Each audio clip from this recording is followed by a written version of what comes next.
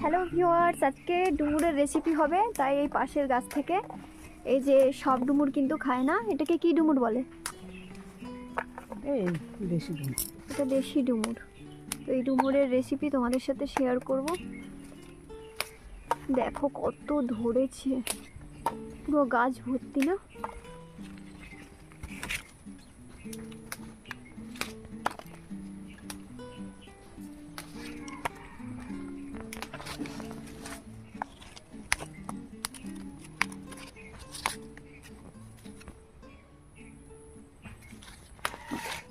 এখানে আমি একটু দেখি পারি যে আমি পেরেছি।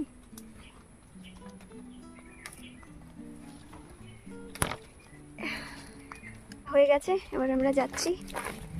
চলো তোমাদের ডুমুরের রেসিপিটা দেখাবো।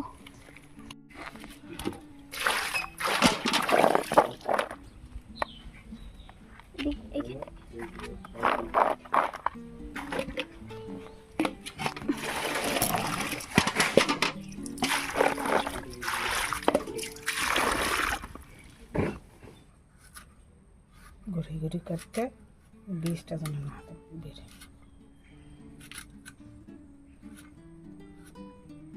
ডুমুরটা এইভাবে কেটে একদম কিন্তু পরিষ্কার করে নেওয়া হয়েছে। ডুমুরটা কিন্তু এইভাবে কাটতে হবে, বীজগুলো নিলে চলবে না।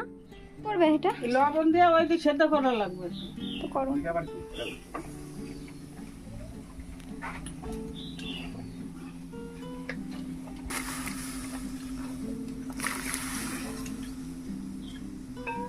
একদম ফুটে গেছে ঝোল। আর এখানে চিংড়ি নিয়ে নেওয়া হয়েছে। ডুমুর কিন্তু চিংড়ি মাছ দিয়ে হবে, অনেক টেস্ট হবে রেসিপিটা। তো এটা একদম দেশি চিংড়ি, চালানি চিংড়ি না। এটা দেখতেই পাচ্ছ, মা পরিষ্কার করে বেছে নিয়েছে এইভাবে। আলু করে লাল লাল করে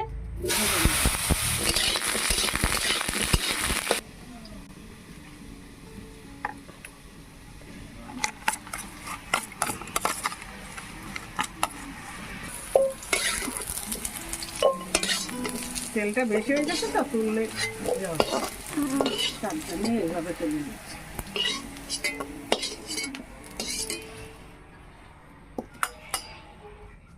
চিংড়ি মাছটা ভেজে নিই।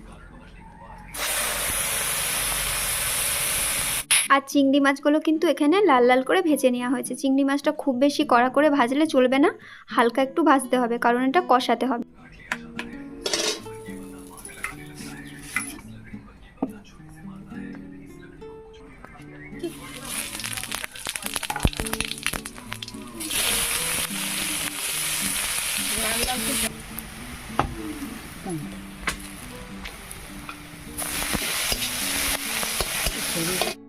আর এখানে দিয়ে দেওয়া হচ্ছে আদা, রসুন, কাঁচা লঙ্কা বাটা।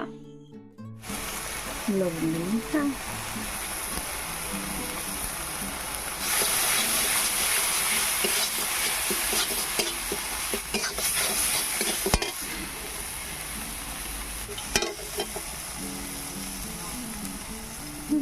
একবার কষানো মশলার মধ্যে ডুমুরগুলো দিয়ে দেওয়া হলো।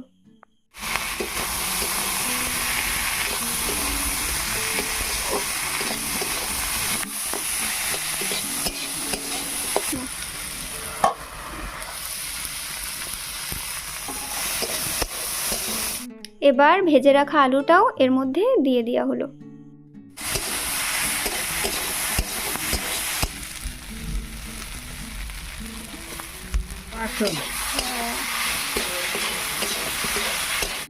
এবার পরিমাণ মতো জল দিয়ে ফুটিয়ে নামিয়ে নিলেই তৈরি ডুমুরের তরকারি।